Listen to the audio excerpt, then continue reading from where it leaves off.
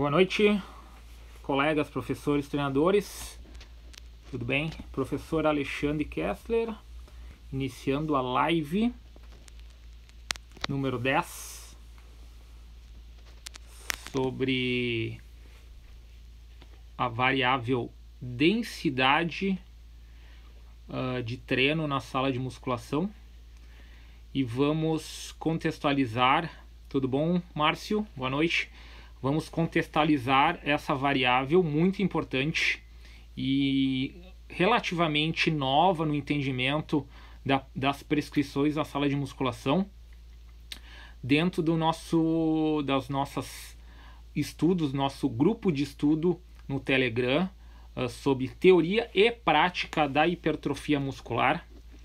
Então, como comentei há pouco, estamos na live número 10 do tema número 10, tá? Então, nós vamos agora fazer uma revisão rápida e sempre eu faço isso para vocês verem como todos os temas anteriores... Boa noite, Adailton, tudo bom? Como todos os temas anteriores estão interligados e cada vez mais o nosso raciocínio fica mais complexo e nos obriga a ter uma reflexão e uma interpretação da ciência, tanto de forma empírica na sala de musculação, né, na prática, como na teoria, na análise dos artigos e dos dados científicos que a gente recebe na literatura em relação à hipertrofia máxima, tá? A live número 9, ela foi muito técnica. Todas as lives estão gravadas, tanto no IGTV, a maioria delas, e no meu canal Kessler Performance no Instagram, no YouTube, tá?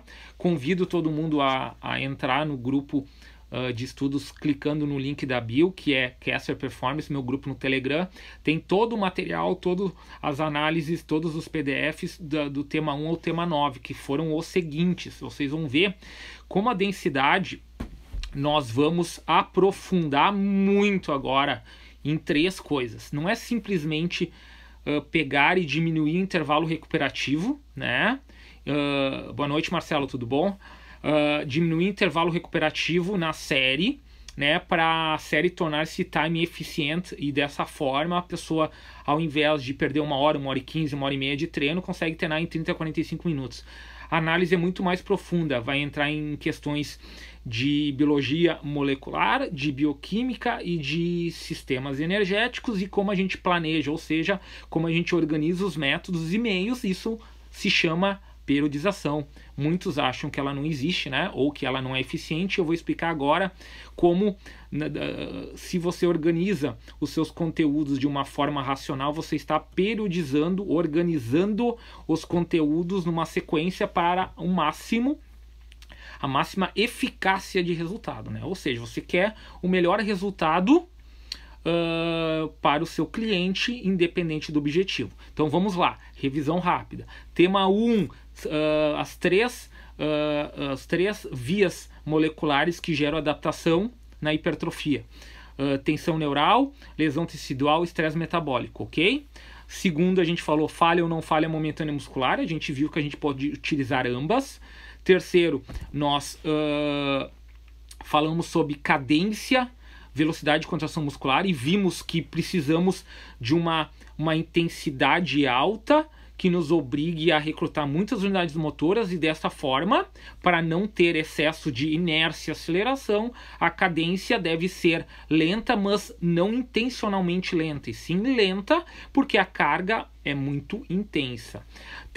Quarto, intervalo recuperativo, e nós começamos a entender que temos que variar ambos intervalos incompletos de em torno de 45 segundos a 1 minuto para intervalos um pouco mais longos de 2 a 4 minutos. E aí a pergunta é o seguinte: mas eu sempre escutei que os intervalos para hipertrofia são intervalos incompletos. Sim, se você tem 3, 4 horas para treinar, até acredito que você consiga um excelente resultado tendo intervalos incompletos sempre, né? Mas os intervalos um pouco mais longos dentro de uma organização de treino faz o que com vocês? Mantém as cargas sempre altas, ou seja, hipertrofia a partir da mecanotransdução é nada mais do que manter a máxima tensão por unidade motora recrutada por um máximo de tempo dentro da série, mantendo uma qualidade técnica de execução.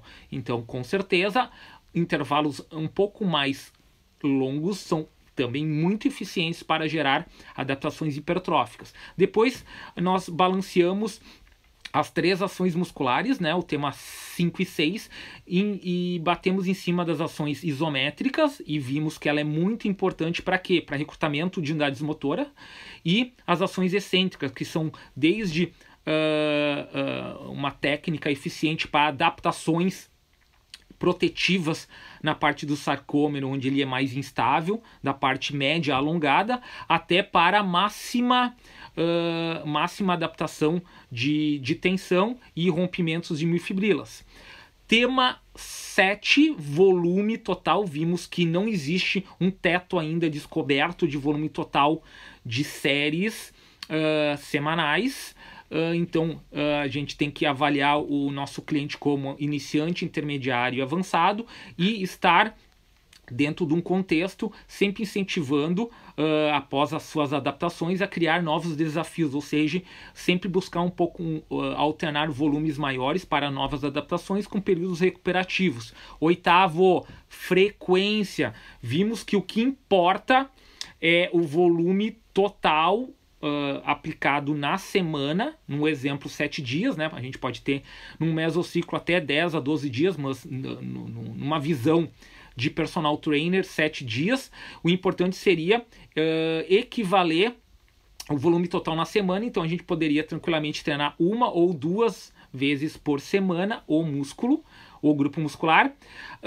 Nono tema, amplitude, e nós vimos que é muito importante ter exercícios com amplitudes completas para a máxima ativação de unidades motoras. Contudo, nós temos o problema da curva comprimento-tensão, em que nós temos dificuldade de gerar tensões específicas em porções alongadas e encurtadas. Dessa forma, exercícios parciais e manipulações da curva comprimento-tensão e força-velocidade são importantes para complementar a hipertrofia, tanto de uma maneira protetiva, como uma maneira para esportes performance, como uma maneira para hipertrofia máxima. E agora, tema 10, galera. Eu falei rápido para colocar os 9 temas e entrar no tema 10, tá? Densidade. Então, o que vamos só entender. De que forma surgiu a densidade, né? A densidade, ela já existe nos bodybuilding, hipertrofia máxima, desde a década de 60, com o lendário Vince Gironda. Quem foi Vince Gironda? Ele treinou o Larry Scott, que foi um dos primeiros campeões de Mr. Olympia no ano 65 e 66. Então ele foi, e também na década de 70 ele trabalhou com o Arnold Schwarzenegger, com o Franco Columbo. Então quem foi esse cara? Foi um treinador americano em que ele particularmente atendia os bodybuilding, e buscava treinos com muita qualidade técnica, visando uma simetria e um delineamento muscular, sem um volume excessivo, que é visto hoje uma das tendências nos bodybuildings, né?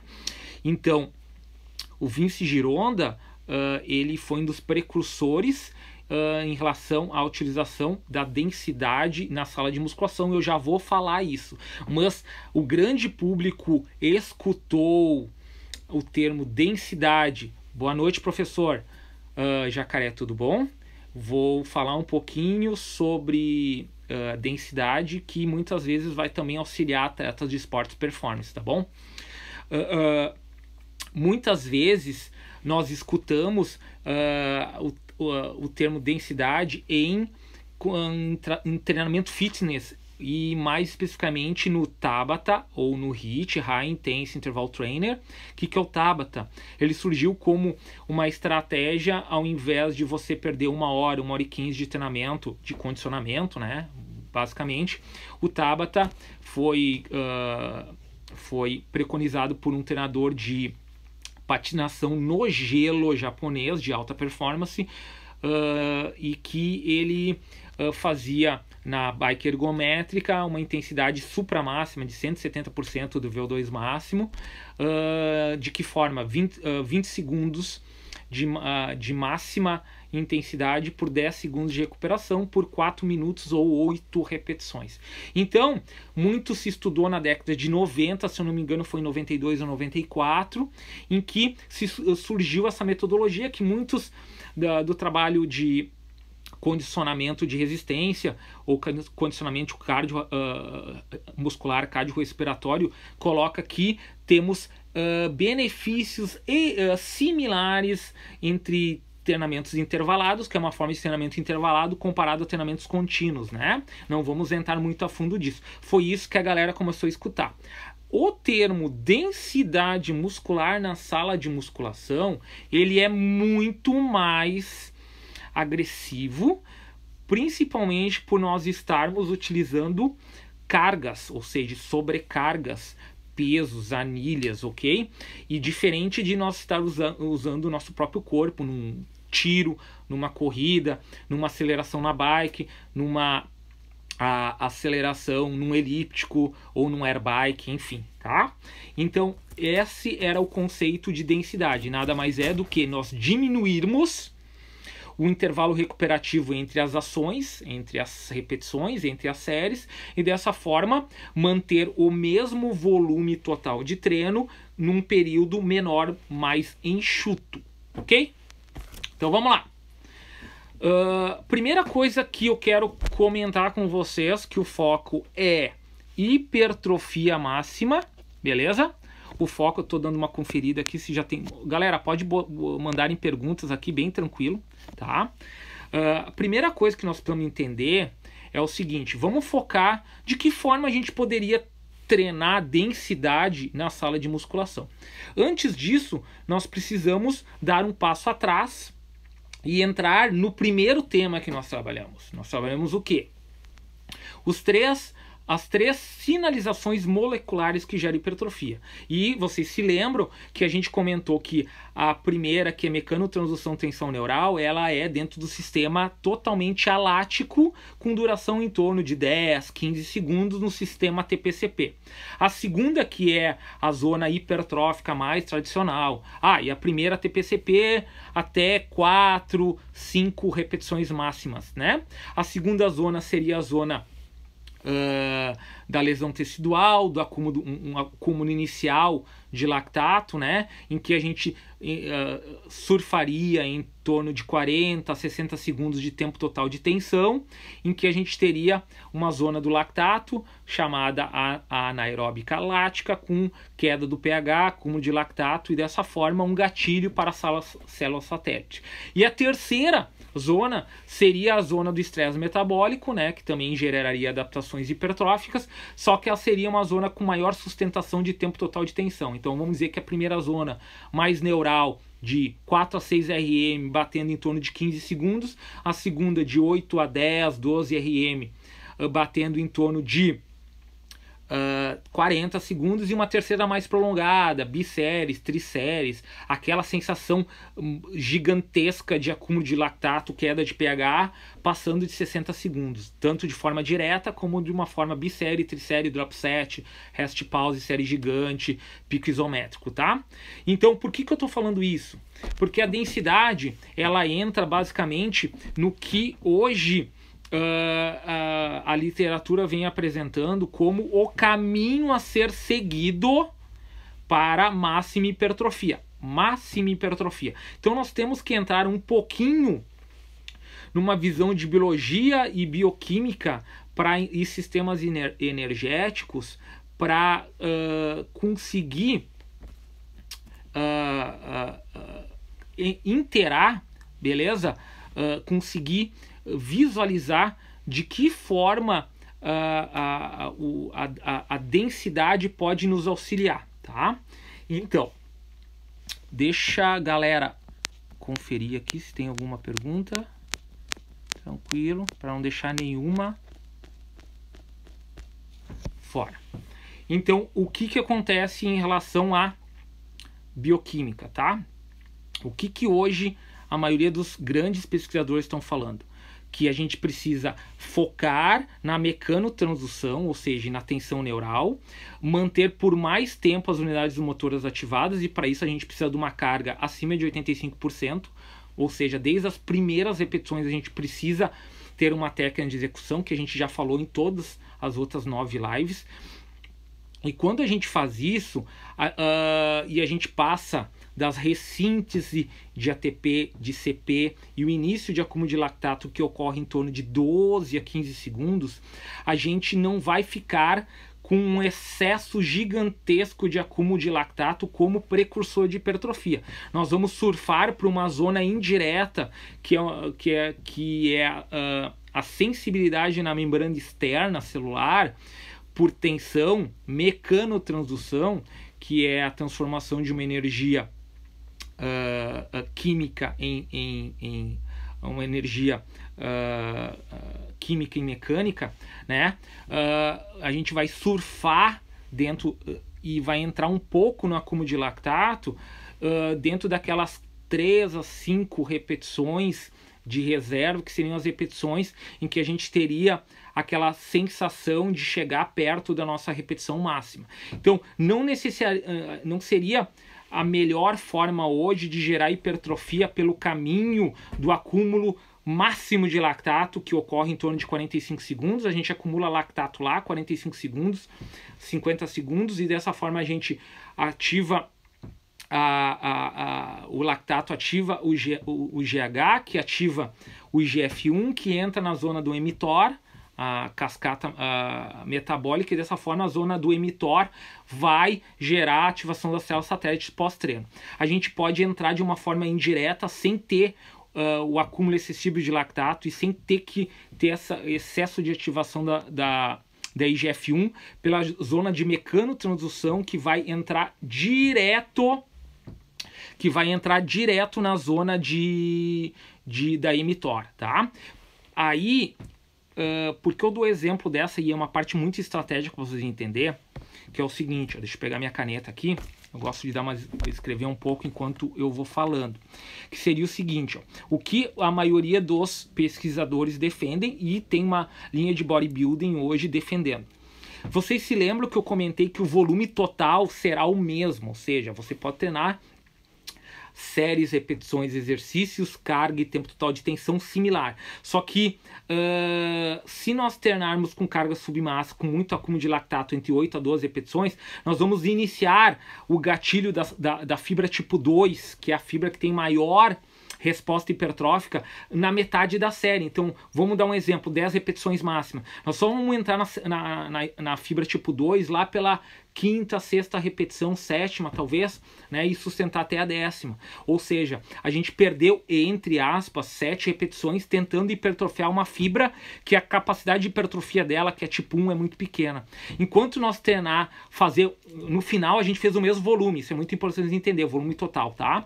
Então, se a gente ir para uma zona mais neural e começar com uma carga mais alta, com certeza nós iniciaremos esse processo das 3, 4, 5 últimas repetições para a falha momentânea muscular dentro da zona de reserva, lá pela 3ª repetição, 2ª, que a gente já começa. Então a gente tranquilamente pode parar a série em torno da 5ª, 6ª, 7ª repetição. Isso nos dá o que de forma bioquímica? É sabido hoje em alta performance, em altíssima performance, estou falando de atletas de tanto esportes coletivos como individuais e como até bodybuilding, que o excesso de acidez ele abre uma janela muito grande catabólica na nossa musculatura. Então, da mesma forma que ter muito lactato numa série mais longa e mais ardida vai gerar gatilhos anabólicos, tá? Gatilhos anabólicos, nós temos uma grande resposta catabólica, ok? Enquanto os estudos estão nos mostrando que o gatilho da mecanotransdução, por não necessitar, ela só estimula a tensão na parte da membrana externa da musculatura sem ter que causar muitas micro-rupturas. Então a gente fica menos tempo com os processos de reparação muscular, que podem levar de 5 a 10, 12 dias. Ou seja, se o nosso foco é gerar estímulo de célula satélite para gerar espessura maior da musculatura não teria a necessidade de sempre treinar com acúmulo máximo de lactato. Então a gente equivale o volume total de séries com mecanotransdução, e dessa forma o que acontece? A gente só tem, vamos dizer, mais gatilhos de anabolismo com um pouco de catabolismo, ao invés de sempre estar brigando entre anabolismo e catabolismo. Mas a gente sempre fala, isso é para pessoas que não estão em tratamento hormonal, ou seja, sem uso de esteroides anabolizantes, que aumentam essa capacidade de síntese no mínimo 5 vezes. Nós estamos falando de pessoas que estão só usando o treino, a recuperação e a alimentação e o sono, ok? Por que eu falei isso? Porque nós temos dentro da periodização, então olha só, dentro da periodização, a galera não gosta desse termo, mas eu já vou explicar porque periodização tá na moda, tá estourando, Muita pessoa pode estar falando assim, periodização não existe, nunca existiu, vou explicar daqui a pouco. E ela, infelizmente, como a maioria da literatura foi criada na Rússia e poucas pessoas leem em russo, e eu tenho acesso a colegas que leem em russo, e constantemente eu vou para a Rússia estudar, e graças a Deus, quando eu vou, nós temos tradutores, né? Nós temos possibilidade de entender alguns conceitos que foram repassados. Então, o que acontece? Nós temos alguém que busca bodybuilding ou hipertrofia máxima já escutou do tal do off-season e pré-contest, beleza? Então off-season você treinava com mais cargas, visando uma maior alimentação, superávit calórico para gerar anabolismo. No pré-contest você visava treinos mais metabólicos, mais ardidos, uma tentativa de uma diminuição das calorias em forma de carboidratos e gorduras, um aumento correspondente de proteínas para tentar manter a massa muscular, e aí fazer a troca em que tu mantém tentar manter o máximo de massa muscular e ter a definição ou a perda de gordura para competir. Hoje a galera está mexendo muito nos métodos, de que forma a gente treina, e eu sempre divido 2 tipos de treino: os treinos mais neurais, com a entrada num mix que é chamado um mix entre neural e o início da lesão tecidual, tanto com isometrias e excêntrico. Porque isometrias e excêntrico são técnicas que auxiliam a proteção articular. Então, surfar nos treinos híbridos entre neural e de manutenção isométrica e excêntrica, né? Pode ser tanto direto como métodos híbridos, bissérie, trisséries, tá? E minimizar os treinos com estresse metabólico. Eu não disse tirar, eu disse minimizar, tá? Que seria treinos muito parecidos com a tal da densidade, que eu vou entrar daqui a pouco. Então, eu prometi que eu falaria um pouquinho do conceito de periodização. Então, eu só vou explicar basicamente em relação à diferença de teoria da periodização, que seria um modelo de periodização, e o que a gente usa, que é planejamento, né? Que é programação, organização dos métodos, meios, dos conteúdos, que é o que a gente faz quando a gente senta e pensa: hoje eu vou treinar 6 repetições, a semana que vem eu vou treinar 12, e na outra semana eu vou treinar 10, beleza? Eu fiz isso. Então o que acontece? Em 1964, né, Matveev fez a sua tese de doutorado como a problemática da teoria da periodização. Legal? E aí ele criou, de uma maneira pedagógica e biológica também, um modelo, né? Um modelo fixo, né? Rígido, que seria simplesmente um exemplo, uma representação gráfica do entendimento de um modelo a ser seguido. Beleza? E aí, as pessoas que não têm acesso à literatura acham assim: periodização, aquele modelo fixo, rígido, que o atleta de tal esporte que treinava a não sei quantas vezes por semana, com tal perfil, como é que eu vou aplicar esse no meu atleta, né? Isso é só um modelo, um raciocínio em que ele colocou coisas biológicas que a gente não pode discutir, que seriam o quê? É interessante iniciar um trabalho com uma base de capacidade aeróbica anaeróbica, um início de base hipertrófica de força máxima. Depois nós vamos caminhar para adaptações de força explosiva, conversões específicas, até chegar no pico em que a gente vai trabalhar com resistências especiais para maximizar as adaptações que a gente anteriormente desenvolveu para um pico momentâneo que é chamado maestria desportiva. Então o que acontece? Isso aí é um modelo. Então, quando começou na década de 80 a ter multipicos, ou seja, multicompetições, porque esse modelo era ciclos plurianuais, nada mais é do que a competição alvo era mundial e Olimpíada, não tinha circuitos mundiais dos esportes. Então, basicamente, os picos eram 1 ou 2 por ano, um planejamento ele durava 5 meses, né, para te atingir o primeiro pico, né? Então o que acontece? A partir da década de 80 que o esporte começou a ficar globalizado e outros esportes individuais e coletivos começaram a ter 4, 6, 8, 10 competições importantes por ano, começou a chamada aplicação de modelagem, né? O que é modelagem? Modelagem nada mais é do que você organizar os métodos e conteúdos conforme análise específica da tua modalidade. Então eu vou dar um exemplo. Futebol, a gente vai analisar qual é a característica morfofuncional, as aptidões motoras do atleta e como o esporte ele tem sua especificidade. Qual é o sistema energético dominante do esporte, ok? E aí você ia moldando. E o próprio Matveev, antes de falecer, estava terminando seu livro, que foi publicado agora em 2015, 2016. Infelizmente, só tem em russo, então só tem acesso a esse livro quem lê russo. Eu acho que não foi traduzido para nenhuma outra língua ainda. Quando eu souber, eu aviso vocês. Tem 4 capítulos que só está publicado nesse livro. Foi publicado pela esposa dele, que também é uma PhD muito conceituada na Rússia, em que ele colocou que quando você organiza um treino, olha só, Matveev, o mesmo cara que todo mundo está falando que a periodização não existe, ele falou que é o seguinte: você monta, o treinamento, e ele chamou de periodização fluido flexível, ou seja, porque a cada 1 semana, 4 semanas, 6 semanas, em cima de testes de controle, você tem que mudar a sua periodização. Por quê? Porque o corpo é dinâmico, as adaptações biológicas são dinâmicas. Se você não readequar os conteúdos, ou seja, não reorganizar a cada 2, 4, 6 semanas seu próprio treinamento, você está já errando. Por quê? Porque se você aplicou um estímulo, teve recuperação, nunca o que você planejou vai ocorrer 100%. Então você retesta e reorganiza. Então, se você,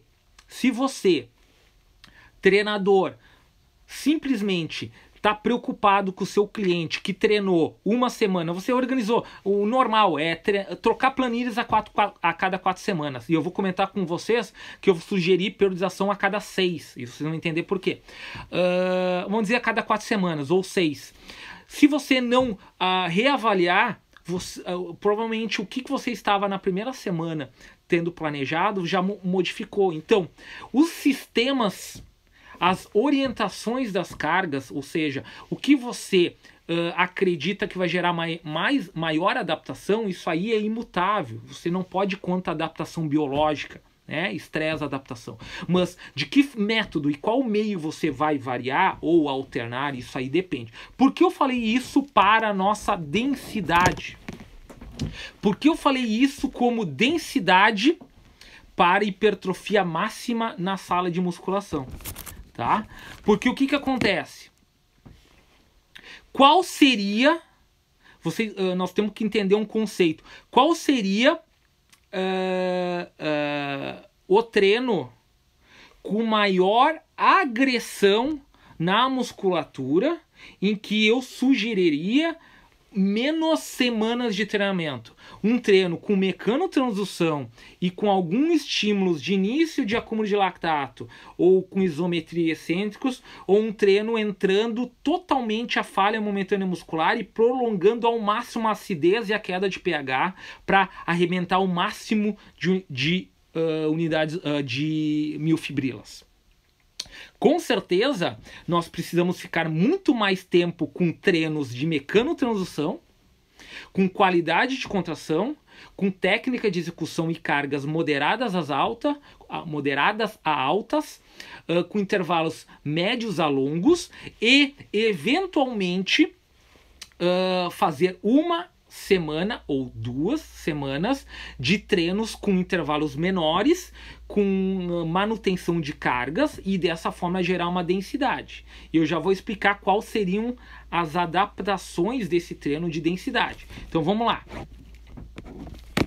6 semanas seria algo que uma sugestão muito interessante para montar essas 2 ou 3 zonas de trabalho. Mecanotransdução seria uma zona, mecanotransdução com hipertrofia seria outra zona, né? E a terceira, aquela hipertrofia máxima de tempo total de tensão, que seria a zona da densidade. Toda vez que eu diminuo muito o descanso, faço descanso muito curto, né? O que acontece?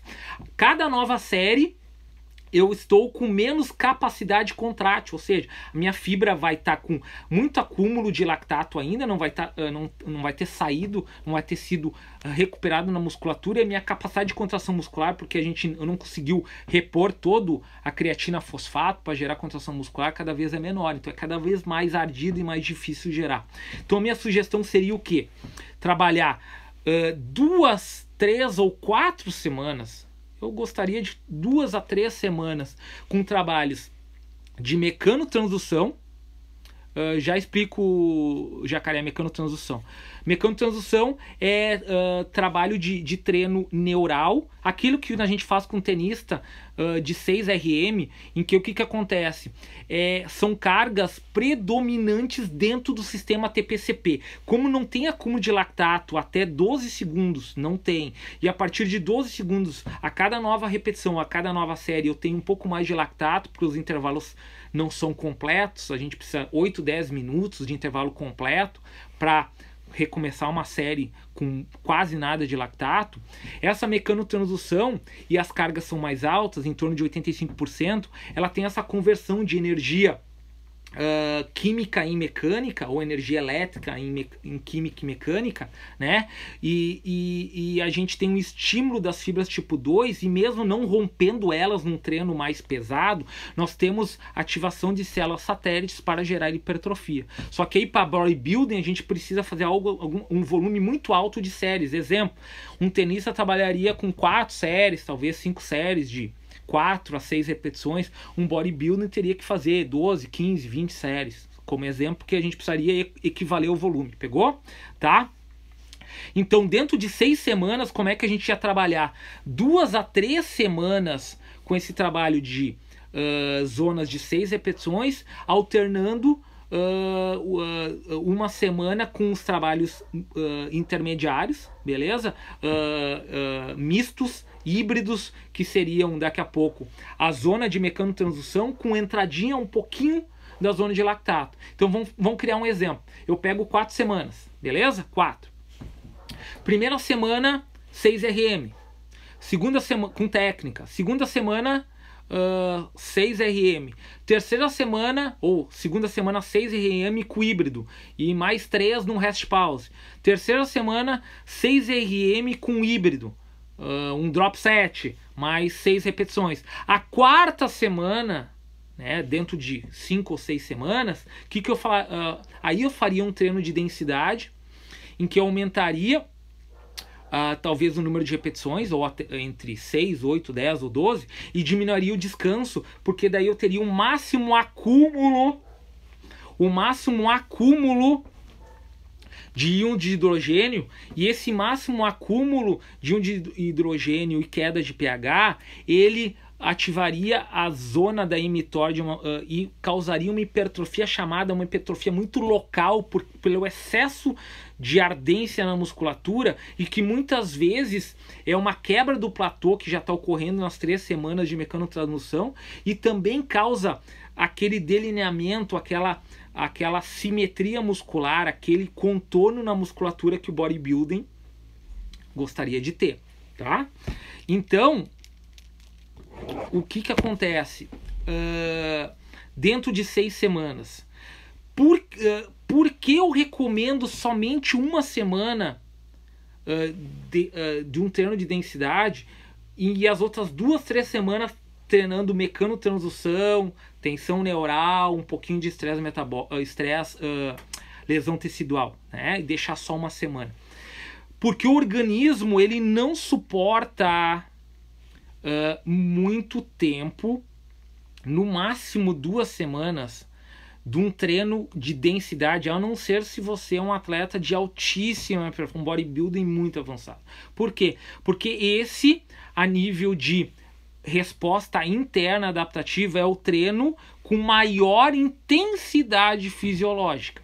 Então agora, rapidamente, eu vou explicar a diferença entre... Olha quem entrou ali, professor Antônio Carlos Gomes. Boa noite, professor. Estou aí comentando muitas coisas que eu aprendi com o senhor lá na Rússia, tá bom? Vamos lá.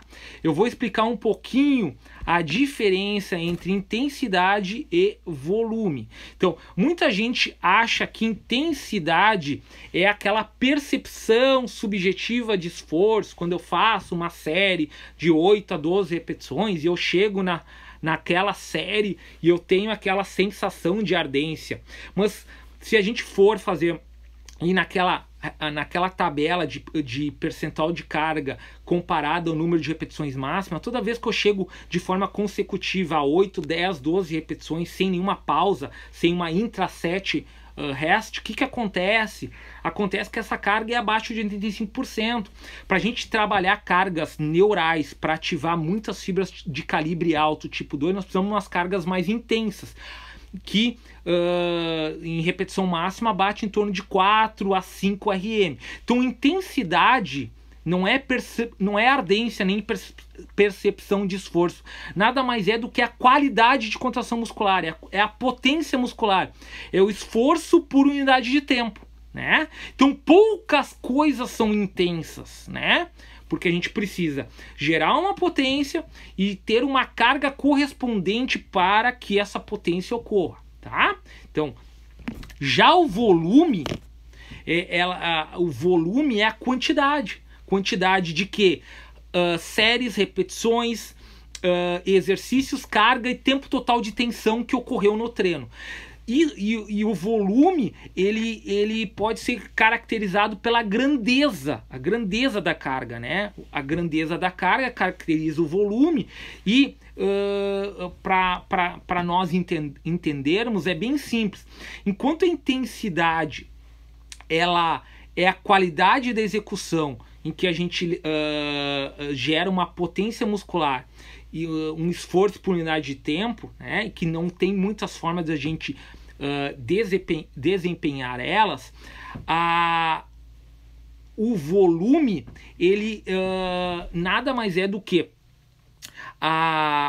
o estresse acumulado que o nosso organismo vai ter que se adaptar ao término do treino. Então pensa, se nós ficarmos um volume total de séries, repetições, exercícios, sobrecarga, carga e tempo total de tensão, independente da carga total levantada, né? Com certeza essa sustentação de tempo total de tensão por um tempo muito prolongado vai nos causar um estresse maior do que se a gente fizesse treinos de 3, 4 repetições máximas, em que a gente ficaria só dentro do sistema TPCP, que é um sistema de energia imediata sem acúmulo de lactato. Para o nosso organismo, o que se acontece? Isso é chamado de alta resposta de intensidade fisiológica. Por que eu expliquei essa diferença entre intensidade e volume? Por quê? Porque quando a gente treina com uma densidade muito alta, ou seja, nós mantemos o volume total, ou seja, a gente queria fazer 20 exercícios e simplesmente a gente diminuiu o intervalo recuperativo desses 20 exercícios e de todas essas séries desses 20 exercícios. O que aconteceu? Nós obrigamos o nosso organismo a ter um trabalho um volume de trabalho maior. Por quê? Porque nós tivemos uma manutenção maior dentro da zona do lactato, porque o intervalo foi menor. Nós não conseguimos fazer as ressínteses de ATP-CP, a ressíntese de lactato, a reconversão de lactato em energia, a retirada, a subida da queda do pH, a retirada do excesso dos íons de hidrogênio. Isso causa o quê? Isso causa um estresse tão grande no organismo que vai causar muitas microlesões, e essas microlesões vai levar muito tempo para recuperar. Ou seja, daqui a pouco a gente vai voltar a treinar aquela musculatura em cima de uma musculatura ainda não totalmente recuperada, ou seja, a gente não finalizou o processo de anabolismo.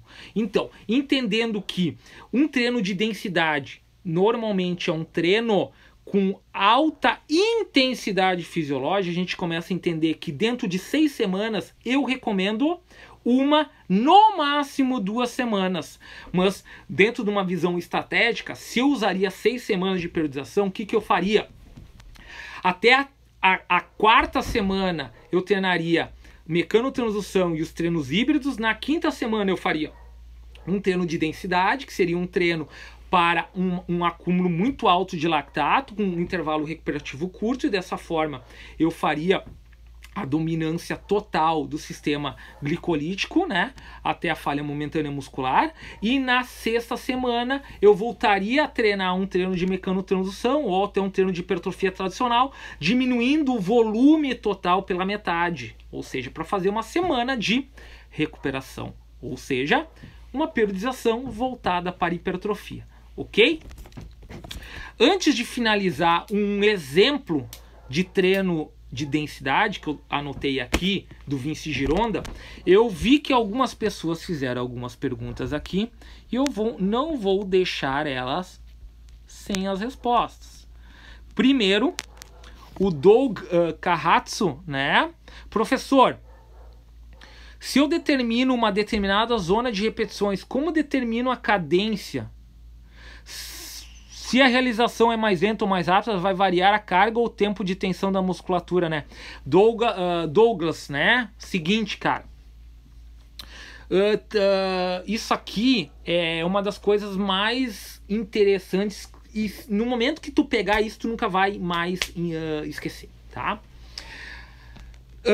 Nós estamos falando de hipertrofia máxima, tá? Então, tem estudos falando em relação a gerar hipertrofia com cargas baixas, 30% da carga máxima. Eu não gosto disso, tá? Eu entendo que ocorre hipertrofia, mas eu sempre penso que trabalhar com cargas mais altas e com técnica, e com tempo total de tensão, e com estratégias para não gerar sobrecarga articular, e com períodos recuperativos adequados, porque vai priorizar as fibras tipo 2 de gatilho com maior potencial de hipertrofia, e menos nós vamos utilizar as fibras com menor gatilho tipo 1. O que acontece? Nós não podemos intencionalmente falar para alguém, eu estou falando do que mais gera hipertrofia, porque a gente sabe que com estresse vai gerar alguma adaptação, tá? Então, o que mais gera hipertrofia? O que eu leio, o que eu interpreto, que intencionalmente a gente nunca vai pedir para ninguém treinar com cadência lenta, nem para hipertrofia, nem para esportes performance. Talvez num período inicial de recuperação de lesão, aí com certeza, porque o super slow, aquelas cadências 5 a 10 segundos, veio dos trabalhos de fisioterapia pós-operatório. Então, uma dica. Primeiro, técnica de execução. Segundo, o que você vai fazer? Você vai botar uma carga e vai surfar entre a mecanotransdução, que é de 4 a 6 RM, ou algum treino híbrido que vai até 8, podendo ser usando os métodos pós-falha momentânea muscular. Bifere, agonista-antagonista, drop set, pico isométrico, excêntrico, cluster, que é essencial para atletas de performance, ok? Complexo, contraste, o que você quiser fazer, tá? e os métodos SST e MTUT, beleza? Então não você coloca uma carga e essa carga com técnica de ação concêntrica, isométrica e excêntrica, relembrando, concêntrica gerando uma intenção de acelerar o peso, mas a carga é alta, não é baixa. Então o movimento, a cadência sai moderada lenta, porque tu tá com uma carga alta. Tu tá com uma carga para fazer 4 a 6 RM. Se tu pegar e fazer esse movimento aqui, a carga saiu assim, a carga não é para 4 RM, porque uma carga de 4 RM, tua intenção de gerar o peso é máxima, só que o peso sai em 1 segundo, de forma controlada. Aí você faz um pico isométrico, talvez de 1 segundo, talvez de 2, conforme a análise do exercício, e faz um excêntrico controlado, podendo ser de 2 segundos. Se tu tá num trabalho de preventivo de recuperação, 3 segundos, 4 segundos. Em cima disso, é montado sempre a execução, ok? Nunca, intencionalmente, na minha visão, você vai treinar lento, a não ser em trabalho pós lesão, ok? Aí é outra conversa. Deixa eu ver. Tem mais alguma pergunta que eu vi que alguém colocou aqui. Tênis Jacaré me perguntou da mecanotransdução, já respondi. Do Matveev, cara, quem puder ter acesso a pessoas que foram para lá para explicar que já faz 20, 30 anos que eles não se usa modelos fixos. Esse modelo aqui é o modelo de periodização, isso é a teoria, isso é o dogma, isso é a representação análoga, é um exemplo para a pessoa ter um norte. E aí cada pessoa é testada e colocada seus meios e métodos de forma seletiva, entendendo a especificidade do esporte, características morfofuncionais individuais do atleta para a modalidade em si. Isso é a periodização, isso é a organização dos meios e métodos de treinamento. Não é só Matveev, todos os teóricos russos e preparadores fazem isso, tá? E outros países do mundo, Alemanha, leste europeu, Itália, Austrália, China, Canadá e Estados Unidos, todo mundo faz isso, tá bom? Vamos ver aqui. Zé Maria Personal. Para tenistas infantos juvenis, posso trabalhar assim? Zé Maria, procura lá no meu, por favor, tá? Eu fiz uma live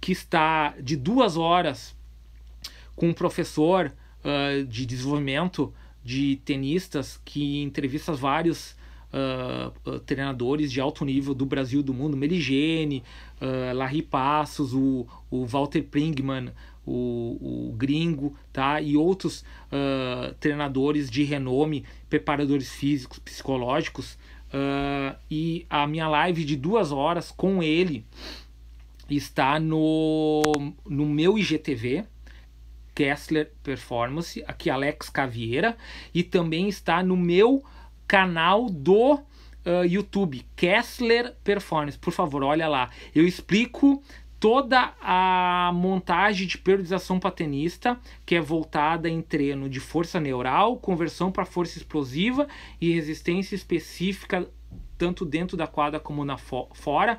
Explico o que tem que trabalhar numa pré-temporada, de que forma tem que trabalhar no in-season, de que forma tem que trabalhar em semana de competição, quais são as capacidades motoras dominantes que você precisa fazer primeiro e de que forma tem que se trabalhar a musculação. Então já antecipo, nunca, a não ser numa primeira semana de pré-temporada, somente você vai trabalhar hipertrofia tradicional, 8 a 12 repetições. Você só vai trabalhar zonas de 4 a 6, 7 repetições máximas, que são zonas neurais, que são as zonas que ativam as fibras tipo 2, que vão ser utilizadas nas conversões para potência, velocidade, aceleração, resistência especial, e não vão causar uma hipertrofia demasiada no teu tenista, beleza?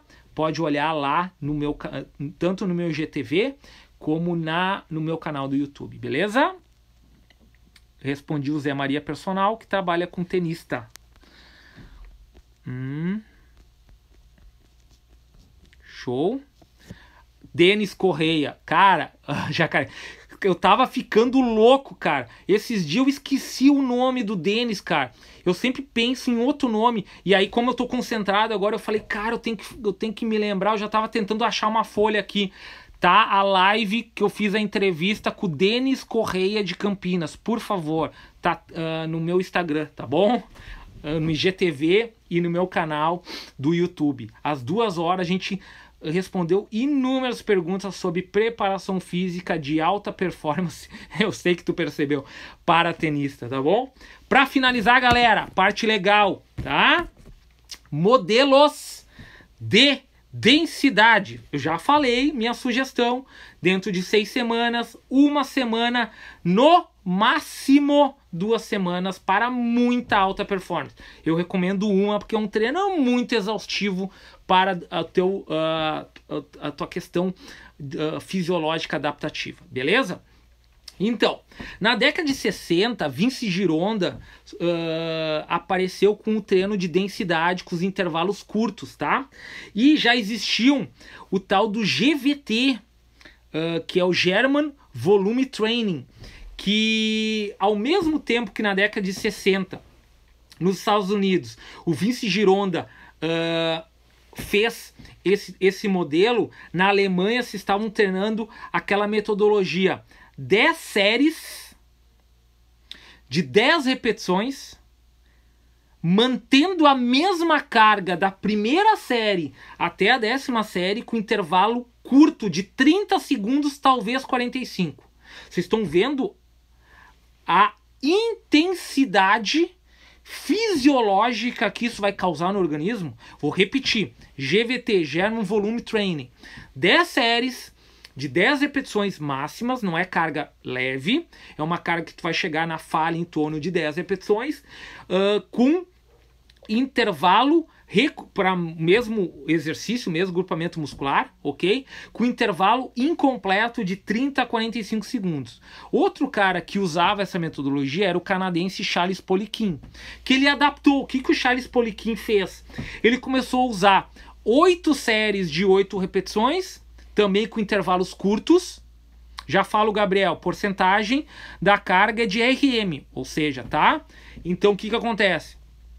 Tu vai fazer 10 séries de 10 repetições, chegando em torno da carga de 10 RM, ok? Olha a loucura, são cargas cargas em que tu não vai no andamento das séries com descanso de 30 a 40 segundos, tu não vai aliviando a carga, tu vai mantendo a mesma carga da primeira série. Olha como o treino é muito avançado. Charles Poliquin trabalhou com o quê? 8 de 8 e 6 de 6. Já deu uma melhorada. O que ele buscou? Enquanto o GVT era a carga de 10 RM, e vocês veem que é muito difícil você fazer 10 séries de 10 RM e não mexer na carga, dando 45 segundos ou 30 segundos de descanso. O que acontece? Charles Poliquin criou esse GVT de uma maneira híbrida, fazendo 6 de 6. E no momento que tu faz 6 repetições, não é 6 repetições com uma carga de 10. Aí a carga é aumentada e tu vai surfar mais dentro da zona de mecanotransdução, que seriam 6 RM. Também com descanso de 45 segundos. Eu curto mais trabalhar com séries de 6, séries talvez de 8 e não séries de 10 com meus atletas. Com certeza, caso vocês façam isso pela primeira vez com os atletas de vocês ou os alunos de vocês já vão criar uma estratégia, que é a estratégia do FST7. Você já deve ter escutado, do Henry Hambot. FST7 seria você fazer 7 séries de 8 a 12 repetições com descanso de 45 segundos, só que nesse FST7, que é Fascia Stretch Training, que é exercícios em que a gente faz amplitudes completas de movimento até a porção alongada, né? O objetivo é gerar essa alta densidade, o intervalo é curto, mas diferente do GVT original e até do treino do Poliquin, ele permite que nessas 7 séries você possa diminuir um pouco a carga para complementar as 7 séries, tá? Ele permite, ou seja, você vai ter que manipular isso para conseguir aguentar o término com intervalo muito curto. Outra forma que ele treinou, olha que legal, ele tem um modelo, o Vince Gironda, de 15 séries, 15 de 4 RM, para carga de 4 RM, com descanso também mínimo de 30 segundos. Já virou, quem se lembra das outras lives, quando eu falei do cluster, galera, do cluster, né? O cluster é mais característico em uma repetição single ou double, que seria ou triple, né? Mas poderia fazer um cluster de 4 repetições, né? Com descanso de 30 segundos, ou seja, 15 séries de 4 repetições. Também outro formato que eu curto muito. Por que esse formato parece mais agressivo? Porque se eu faço 15 séries ou 12 séries de 4, eu vou só entrar naquele acúmulo máximo de lactato, ok? Lá na 7ª, 8ª, 9ª série. Enquanto se eu fizer 10 séries de 10 repetições, que a primeira já foi 10, eu já vou entrar no acúmulo de lactato na 3ª. Imagina eu chegar na 10ª, não vou conseguir. E eu vou dar um modelo original agora, para finalizar a live, do Vince Gironda. Né? O que o Vince Gironda fez? Ele dividiu em 10 semanas, sendo que dividido em 5 mesociclos de 2 semanas, tá? Então, 2 semanas, 2 semanas, 2 semanas, 2 semanas, 2 semanas, beleza? A primeira e a 5ª semana seriam mais tradicionais, mais tangíveis de serem feitas. Que ele chamou a primeira ciclo de adaptação, em que ele trabalhou 4 séries de 12 repetições, com um descanso de 45 segundos a 60 segundos. Não, nada muito fora do que a gente faz. Beleza, tá tranquilo. 4 séries, 12 repetições, 45 segundos a 60. Já na segunda, o que aconteceu? Na segundo ciclo de 2 semanas, ele chamou de fase de acumulação. 6 séries de 8 repetições máxima, com 30 segundos de descanso. 6 séries de 8 repetições máximas, com 30 segundos de descanso. Terceira semana, zona de intensificação. 8 séries de 6 repetições máxima, com 20 segundos de descanso. Vocês estão vendo que agora chegou num nível hard, um nível bodybuilding profissional. Quarta semana, entrando na 7ª semana, 2, 4, 6, 7ª semana, o quarto modelo, ele chamou de modelo de pico, em que ele trabalhou 12 séries de 4 repetições, bem parecido com as 15 séries de 4 repetições, só que ele diminuiu para 15 segundos de descanso. 15 segundos. E aí, na 9ª, 10ª semana, que seria o 5º ciclo, ele fez um treino de recovery. 3 séries de 10 repetições, intervalo de 45 segundos a 60. Então vocês veem que falta 1 minuto e meio para terminar a live, já vou agradecendo a participação de todos. Vocês veem que nas 10 semanas nós temos as 2 primeiras e as 2 últimas totalmente aplicáveis. Para a gente aguentar essas 6 semanas diretas, né, tem que ser um nível muito alto de treinamento, beleza? Muito alto. Então, minha sugestão, escolham um modelo, adaptem para a realidade de vocês, utilizem dentro do mesociclo de 6 semanas que eu sugeri, utilizem lá por 1 semana, eu acho que seria muito interessante dentro de 6 semanas, e eventualmente vocês podem até aumentar para 8 semanas daí o mesociclo, né? E aí fazer 2 semanas disso para depois da fase recuperativa, ok? Sugestão dada.